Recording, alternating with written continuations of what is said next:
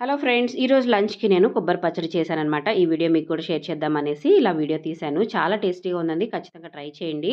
ఒట్టి కొబ్బరితో కాకుండా ఇంట్లో ఉండే కొంచెం పుదీనా, కొత్తిమీర వేసుకున్నా కూడా ఫ్లేవర్ చాలా బావుంటుంది. ఒకవేళ పుదీనా, కొత్తిమీర 2 లేకపోతే కొత్తిమీర గానీ లేదా పుదీనా ఏ ఒక్కటి వేసుకున్నా బానే ఉంటుంది. అలాగే ఎక్కువగా పచ్చిమిరపకాయలతో చేస్తూ ఉంటాం కదా! లేదా ఎండు మిరపకాయలతో చేస్తాం. కానీ ఇక్కడ నేను 2 వేశానండి కాంబినేషన్. 2 కాంబినేషన్‌తో కూడా చాలా బావుంటుంది. కొబ్బరి పచ్చడి మనకి కొంచెం గట్టిగా ఉంటుంది కదా! అలా గట్టిగా ఉండకుండా కొంచెం జారుగా అవ్వటం కోసం గ్రేవీ కోసం నేనిక్కడ 2, 3 టమాటోలు కూడా వేశాను. అలాగే పచ్చడన్నాక వెల్లుల్లిపాయ, చింతపండు లేకపోతే జీలకర్ర లేకపోతే పచ్చడి ఎలా అవుతుంది అవి కూడా వేసేసుకొని ఇదంతా కూడా చక్కగా గ్రైండ్ చేసుకోండి. అవసరం పడితే కొంచెం నీళ్ళు కూడా యాడ్ చేసుకోండి. ఇంకా ఫైనల్ టచ్ వచ్చేసి దీనికి కాస్త ఒక బెల్లాన్ని చేర్చుకున్నామంటే రుచి అద్భుతంగా ఉంటుందండి. బెల్లం ఖచ్చితంగా వేసి చూడండి. మీకు ఖచ్చితంగా వేడి వేడి అన్నంలో ఇలాంటి పచ్చడి యేసుకొని కాస్త ఒక 2 బొట్లు నెయ్యి వేసుకొని తింటే అద్భుతంగా ఉంటుంది. ఇంకొక కూరతో అయితే అస్సలు పని లేదు. మీరు కూడా ట్రై చేసి చూడండి.